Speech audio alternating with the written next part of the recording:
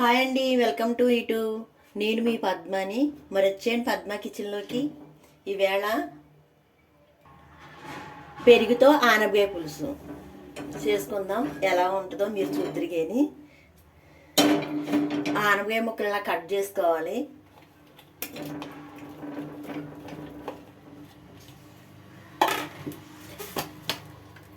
కొంచెం సాల్టు,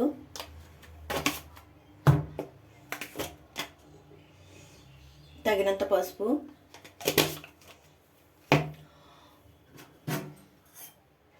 ఒక glass water, cooker పెట్టేసుకుందాం. ఒక 2 విజిల్ వేద్దాం. 2 విజిల్ వేయించుదాం, సరిపోతుంది. 2 విజిల్ వేస్తే సరిపోద్ది.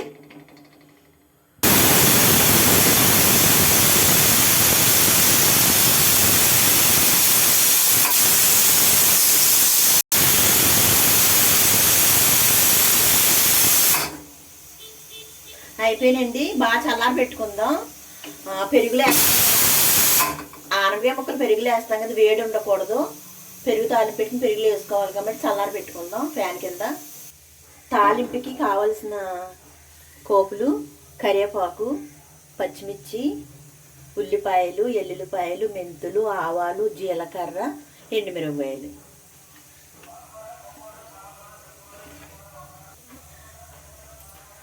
ఒక కప్పుడు పెరుగు,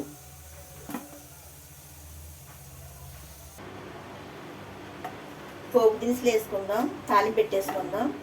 మెంతులు, ఆవాలు, వెల్లుల్లి,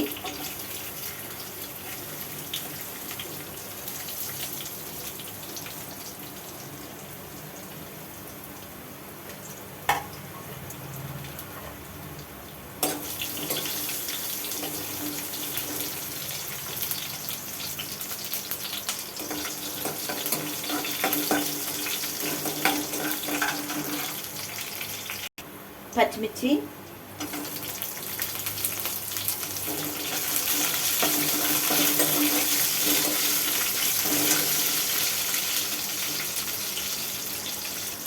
ఎండుమిర్చి బాగా వేగాలి.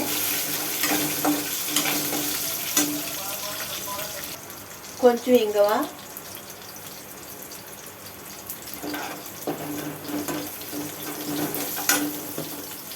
కొంచెం కరివేపాకు,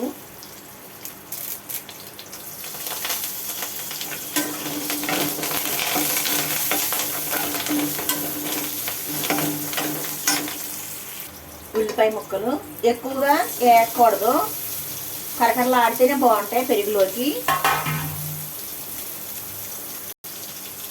కొంచెం పసుపు. ఆల్రెడీ ఆనపకాయ ముక్కల్లో పసుపు వేసుకున్నాం. సాల్ట్ కూడా వేసుకున్నాం, కొంచెం సాల్ట్.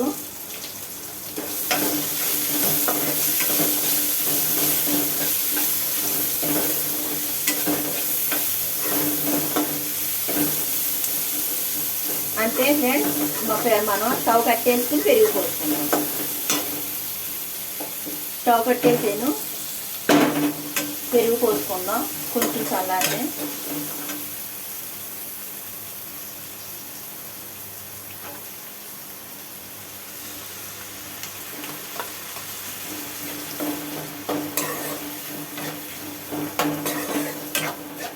ఇప్పుడు ఉడకబెట్టుకున్న ఆనపకాయ ముక్కలు వేసుకుందాం. ఆనపకాయ ముక్కలు మనం ఉడకబెట్టుకున్నాం కదా, ఈ పెరుగులో వాటర్ పోసుకోలేదు మనం. ఇప్పుడు ఈ వాటర్ సరిపోతుంది పలసబట్టడానికి. ఇంకా వేడిగానే ఉంది. దీంట్లో పోసేసుకుందాం. ఇలాంటివి ఎక్కువగా ఎండాకాలంలో తీసుకుంటే సలవ చేస్తాయంటే. సరే, వేడి చేస్తే గమ్ముని ఇరిగిపోద్ది పెరుగు.